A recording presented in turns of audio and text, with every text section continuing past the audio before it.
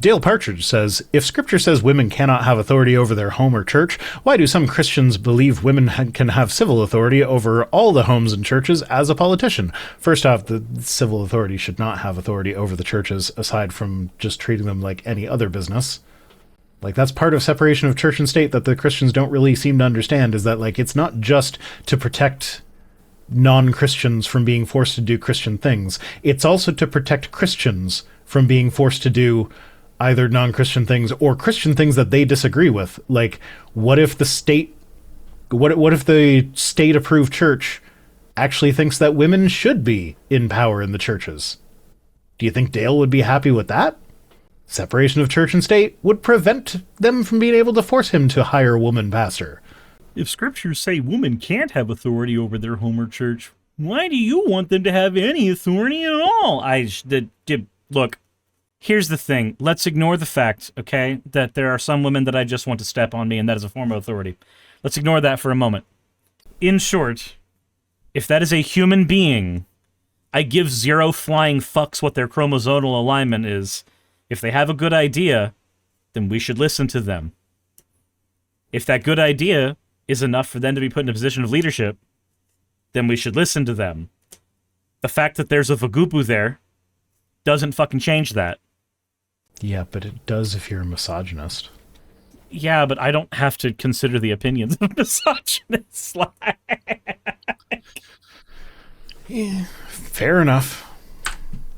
End Wokeness says, birth tourism is now a constitutional... No, it's not now a constitutional right. It has been a constitutional right for 150 years now. For all 8 billion people on the earth. Dark day for this country. So here's the thing, like...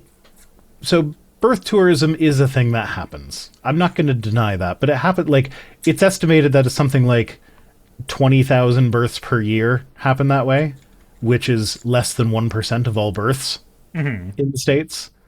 So, like, it's negligible. It's a non-issue. And the reason for that is because in order to do birth tourism, you have to have enough money to be able to take a months-long vacation in the state. Because, like, most of these people are flying in. You can't get on an airplane if you're in the advanced stages of pregnancy. Because the airline doesn't want the liability of, like, oh, if you go into labor while we're in the air, that's not going to be fun for anyone. So they just don't want to deal with that. So they'll just be like, nope, you are too pregnant to get on this plane. Goodbye. So you have to leave, like, several months before you're due. And then you have to, like, lie to the visa people about how long you're staying. You have to overstay your visa. Then you have to have a baby in a hospital, which is, like, that can cost $10,000. Like, it is so expensive to do birth tourism that the only people that are doing it are people of wealth and means. So it is such a small issue. And on the flip side of that, you just have, like, oh, you were born in the country? Okay, you're a citizen. But Rhino, I thought that arguing with Republicans about it being a small issue that only affects a few things was a bad... Except in this case... I'm just giving you shit, man. I know you are, but I assume that you are intelligent enough to see the difference between I trans 100% people wanting to play sports and rich people wanting to have babies in a certain country. I 100% see the difference between the two, because one has trans people and one has rich people, and they are often not the same person. Yeah, very, very often. Like, if this were to expand and be 50% of all births, then that might actually be an issue that needs to be addressed. I mean, I actually don't think it would. I don't think that would matter anyway. I'm kind of a borders abolitionist. I'm not quite an anarchist, but I'm almost there. I could see myself getting there. I mean, okay, what kind of anarchist are you using for that?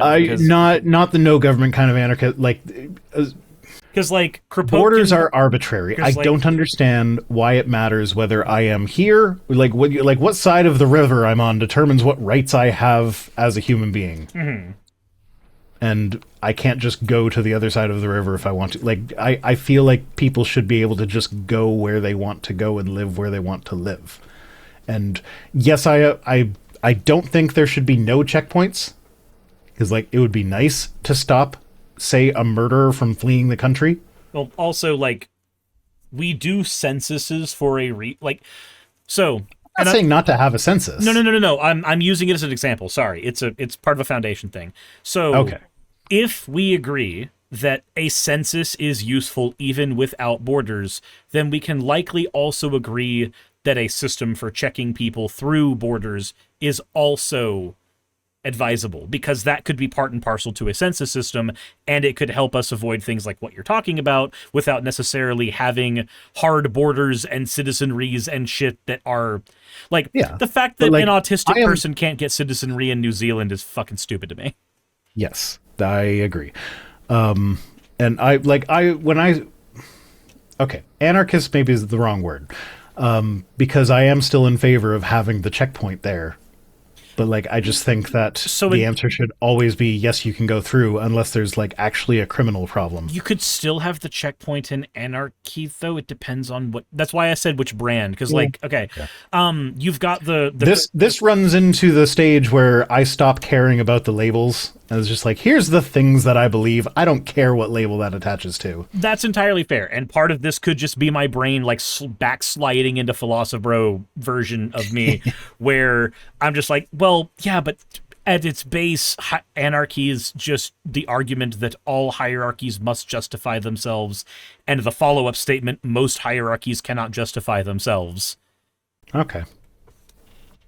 Like, you can still have in there a democratic alliance that enforces a border. Like, that still can easily exist within the broad concept of anarchy. Maybe not certain specific types of anarchy, but in the broad concept it can. Well, let's go the complete opposite direction. Nobody would really describe the Star Trek universe as, like, the Federation as an anarchy, but that's kind of where I'm getting at, where, like, they don't really have borders. If you live on Earth, you can live anywhere on Earth. You want to go to Starbase 12? They don't make you check your passport. You just go to Starbase 12. Yeah, but a lot of that comes down to the fact that once they are part of the greater citizenry of the galaxy, the borders on Earth start to feel kind of arbitrary and small. But when it's arbitrary and small. But when it's the only thing that we have, even when it's the only thing that we have, it's still arbitrary and small. I agree with you. I'm saying that when it's the only thing we have, it feels more normal for people. But I also recognize that the comparison to Star Trek is not realistic, because that whole system kind of relies on, they have eliminated scarcity with the existence of replicators. Okay. Yeah, so anyway, as I was saying, if your system has to assume magical things exist in order to make it work, then it's probably not going to work in reality. That's the same reason why Atlas Shrugged should not be used as a roadmap for anything. Is like, they had cold fusion and magical force field technologies, and their system would not work without those things, so it doesn't work in the real world. Yeah, but in the world where we could get that tech, the first thing that would happen is Seth MacFarlane would make a Twinkie. Why a Twinkie? I would make an Earl Grey hot. I would have it with milk, though, because I like my Earl Grey a little bit creamy. Well, Seth MacFarlane used it to make a Twinkie, so yeah. Yeah, well, I don't really understand why Twinkies are so popular. Something to do with the obesity epidemic, I'm sure. It's overrated snack. Like, as far as the junk snacks go, they're not bad, but, like, I've never had a Twinkie and been like, oh my god, that's amazing. Mm-hmm. Hey, you made it to the end. I want to give an extra thanks to the patrons who allow me to do this full time. I want to thank Aaron Rail, Astral, Britzkrieg, Jemshin, Poundini, Red Joker, Victoria, Jonas, Craig, Tarika, Fireshard, Smiling GM, John, Dren Hadamada, Creeper, Sagitta, I'm not saying that last part, Sylvie Snow, Valis of Seraph, Ottoman Angel, Rooster Rachel, and Fire Panda, who are all my $20 and up patrons.